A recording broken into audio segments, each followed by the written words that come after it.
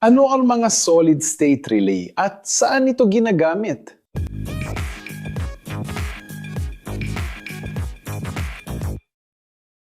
Naisip mo na ba kung paano ang isang halos di mapansing maliit na signal ay kayang magpaandar ng malaking motor o magpainit ng industrial oven na libu-libong watts ang konsumo nang walang naririnig na tunog? Paano nagiging posible na makontrol ang mabibigat na makina gamit ang parehong pinong kontrol na ginagamit ng computer sa pagproseso ng click ng mouse kahit walang pisikal na bahagi ang gumagalaw sa loob ng switch? Sa video natin na yon, tatalakayin natin ang mundo ng solid-state relay na kilala rin sa daglat na SSR, mula sa Ingles na solid-state relay. Kung nakabukas ka na ng lumang electrical panel, malamang narinig mo na yung kakaibang click tuwing may ilaw na umiilaw o may motor na umaandar.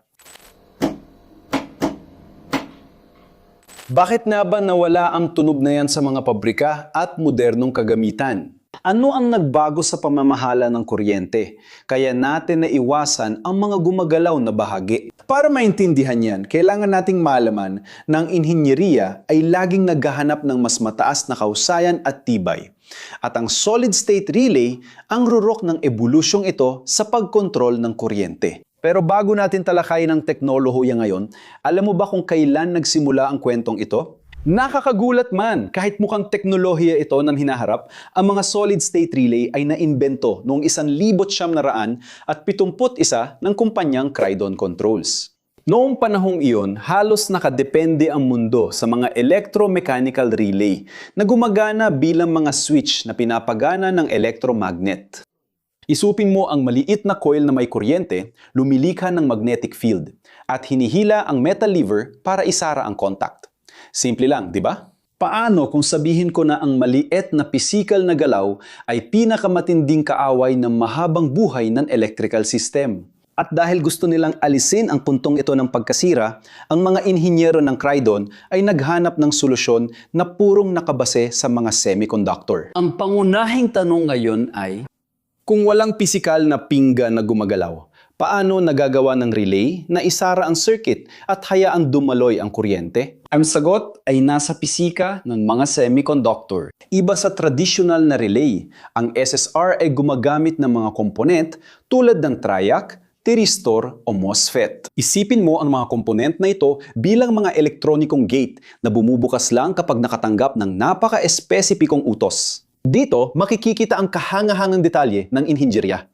Paano masisiguro na ang mataas na voltahe na kinokontrol ay hindi babalik o tatagas papunta sa computer o sensor na nagpapadala ng utos? Kung may direktang pisikal na koneksyon, ang short circuit sa karga ay maaring agad na masunog ang lahat ng control electronics. Paano nilutas ng mga inhinyero ang isyung ito sa kaligtasan? Ang solusyon ay elegante at gumagamit ng ilaw bilang tagapagdala ng mensahe sa pamamagitan ng isang komponent na tinatawag na optoakoplador.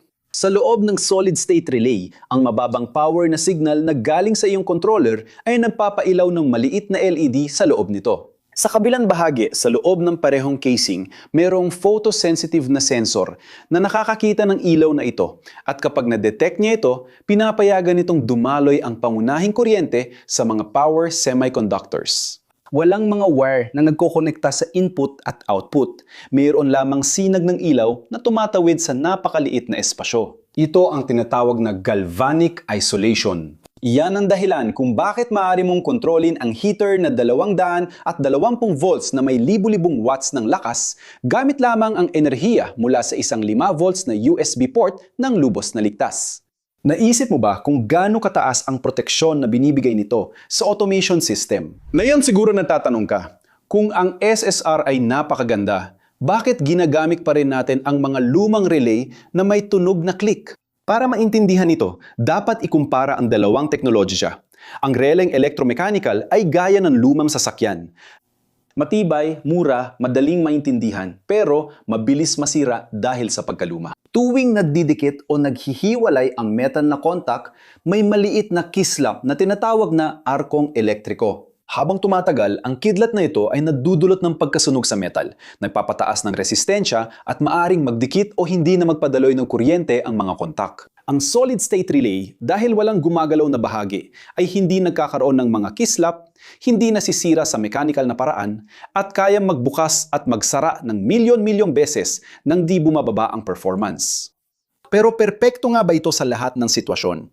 Isang mahalagang punto na kailangan nating maintindihan ay ang energy efficiency at init. Sa mga solid-state relay, ang mga semiconductor ay nagbibigay ng kaunting resistensya sa pagdaloy ng kuryente. Kahit maniit ito, nadudulot pa rin ng init ang resistensya kapag mataas ang dumadaang kuryente. Kaya mapapansin mo, halos palaging nakakabit ang SSR sa aluminyo na may mga palikpik na tinatawag na heat sink. Kung walang tagapagpalamig, pwedeng mag-overheat at masira ang bahagi.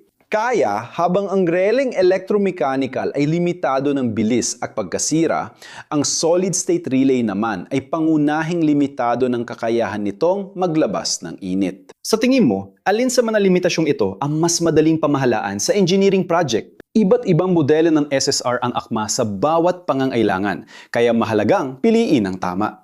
Mayroon tayong mga modelong AC kung saan ang alternating current na signal ay kumukontrol din ng isang load na alternating current, mga modelong DC na perpekto para sa mga sistema ng baterya at digital na electronics, at mga modelong AC-DC. Bukod dito, isang kamanghamanghang katangian ng ilang SSR ay ang tinatawag na zero cross o pagdaan sa zero. Isiping mong ang alon ng alternating current ay umaakyat bumababa ng 60 beses kada segundo. Ang matalinong solid-state relay ay hinihintay munang dumaan sa 0 point ang boltahe bago buksan ang karga.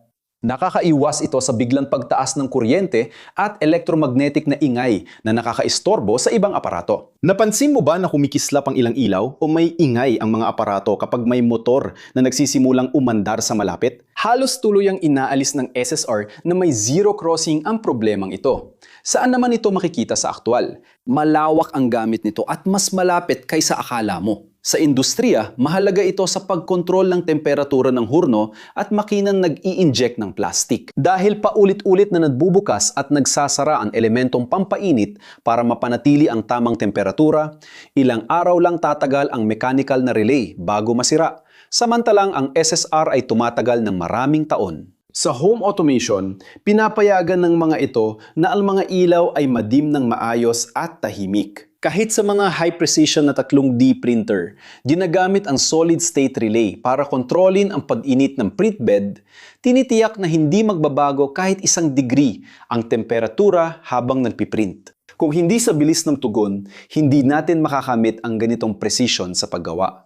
Bumili ako ng solid-state relay na ito para kontrolin ang electric heater at kailangan ko na matibay ito, kayang magbukas at magsara ng maayos, lahat para sa home automation. Parang gusto kong buksan at patayin ang shower gamit ang cellphone. Marami ang nagrekomenda na gumamit ako ng contactor. Tulad ng ordinaryong relay, gumagamit ito ng electromechanical na sistema.